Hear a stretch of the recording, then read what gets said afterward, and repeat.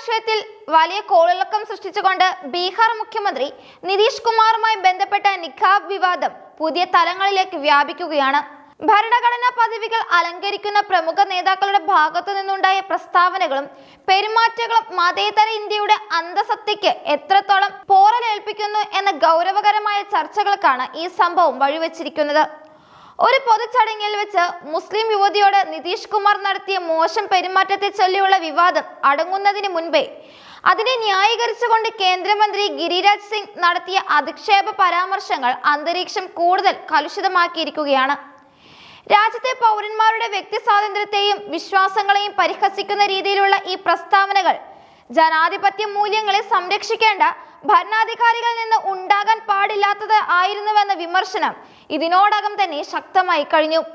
December 15-ന് ബീഹാറിൽ നടന്ന Ayush certificate വിതരണ ചടങ്ങാണ് നിർഭാഗ്യകരമായ ഈ സംഭവങ്ങളുടെ തുടക്കം കുറിച്ചത്. സർട്ടിഫിക്കറ്റ് വാങ്ങാനെത്തിയ ഒരു മുസ്ലിം യുവതിയുടെ മുഖാവരണം മുഖ്യമന്ത്രി നിതീഷ് കുമാർ ബലമായി മാറ്റാൻ ശ്രമിക്കുന്ന ദൃശ്യങ്ങൾ സമൂഹ മാധ്യമങ്ങളിൽ അതിവേഗം പ്രചരിക്കുകയായിരുന്നു. യുവതിയുടെ ഇഷ്ടത്തിന് വിരുദ്ധമായി നിഖാബ് നീക്കാൻ നിർബന്ധിക്കുകയും അതിനായി കൈകൾ ഉപയോഗിക്കുകയും ചെയ്ത മുഖ്യമന്ത്രിയുടെ നടപടി വലിയ പ്രതിഷേധങ്ങൾക്കാണ് വഴിമരുന്നിട്ടത്. അവിടെ ഉണ്ടായിരുന്ന ഉപമുഖ്യമന്ത്രി സാമ്രാട്ട് ചൗധരി ഇടപെട്ട് മുഖ്യമന്ത്രിയെ തടയാൻ ശ്രമിക്കുന്നതും ദൃശ്യങ്ങളിൽ വ്യക്തമായിരുന്നു. ഒരു സംസ്ഥാനത്തിന്റെ ഭരണത്തലവനിൽ നിന്ന് ഇത്തരമൊരു പ്രവൃത്തി ഉണ്ടായത് അവിശ്വസനീയമാണെന്നും അത് സ്ത്രീത്വത്തെ അനാദരിക്കുന്നതിന് തുല്യമാണെന്നും ചൂണ്ടിക്കാട്ടി പ്രതിപക്ഷ പാർട്ടികളും മനുഷ്യാവകാശ പ്രവർത്തകരും രംഗത്തെത്തി.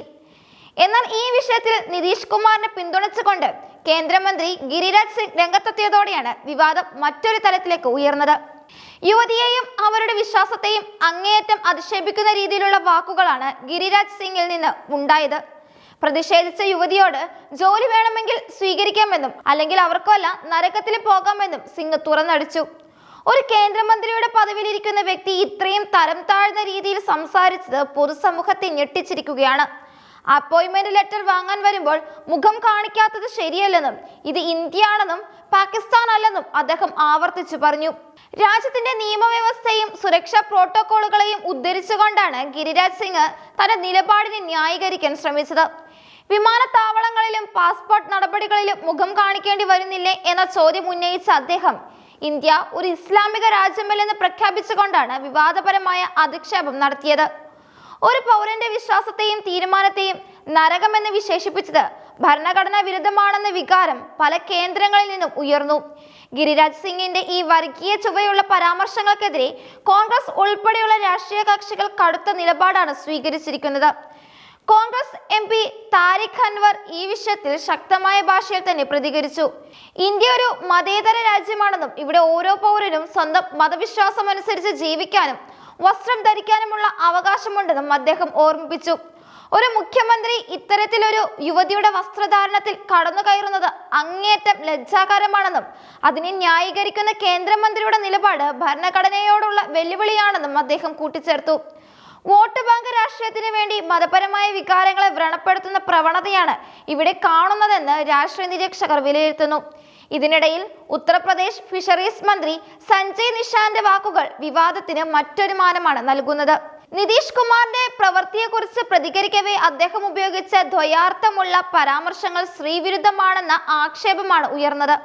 പ്രതിഷേധം ഭയന്ന് പിന്നീട് അദ്ദേഹം വിശദീകരണവുമായി വന്നെങ്കിലും ഭരണപക്ഷത്തെ നേതാക്കൾ ഈ വിഷയത്തെ എത്രത്തോളം ഗൗരവമില്ലാതെയാണ് കാണുന്നത് എന്നതിന് ഉദാഹരണമായി ഇത് മാറി. തന്റെ നാട്ടിലെ സംസാര ശൈലിയാണെന്ന ന്യായീകരണമാണ് സഞ്ജയ് നിഷാദ് നൽകിയത്.